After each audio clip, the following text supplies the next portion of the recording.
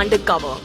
I went undercover as this Hindu American girl with a fake name, a fake identity, and a fake American accent with 8 cameras on my body.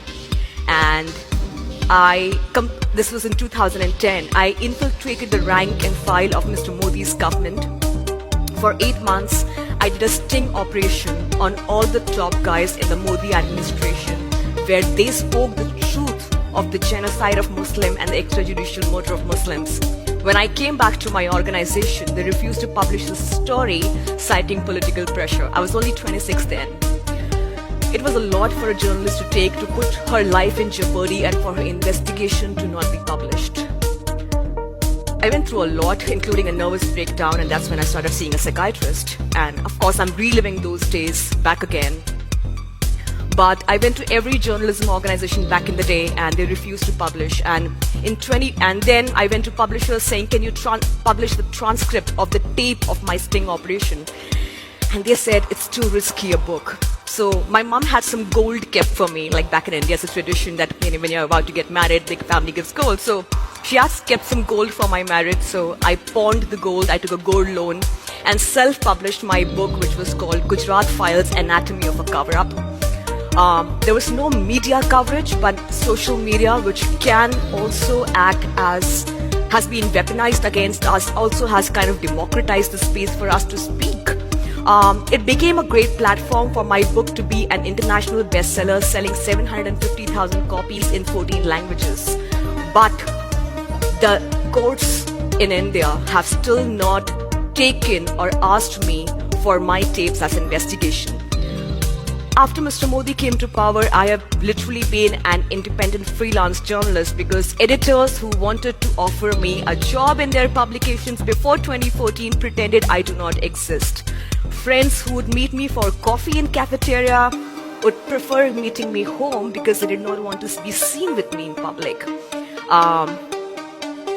Why is that? Because I chose to tell a truth without sugarcoating it and the way it should be, unlike what you see of well-meaning people these days who refuse to call fascists by their name, who refuse to call dictators by their name, who refuse to call demagogues by their name.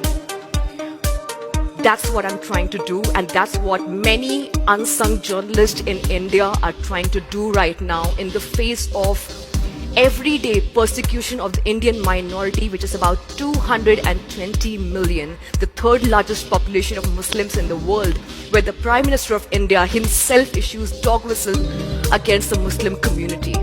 Yesterday, a Hindu priest in front of a massive crowd asked the crowd to rape and abduct Muslim women, and cops were present and they didn't do a thing. This is everyday life for each one of us.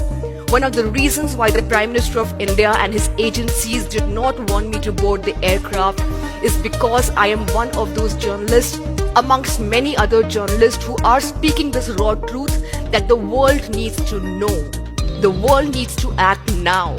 Whether it's America, I just tweeted a couple of minutes ago about Kamala Harris, referring to her in the tweet, that when she was elected as vice president, we expected her as somebody with Indian origin to speak up. The world is silent about what's happening in India because you want to have a strategic relationship with India vis-a-vis China and other nations. So let's ignore what's happening in India. You cannot afford to ignore what's happening in India. The Muslims in this country are at the cusp of a genocide, and none of the journalists can afford to look away. And if you look away, each one of us in the world are complicit in it. I stand here not just as a journalist, but also as a Muslim citizen of this country who feels persecuted. I don't know what will happen once I go back.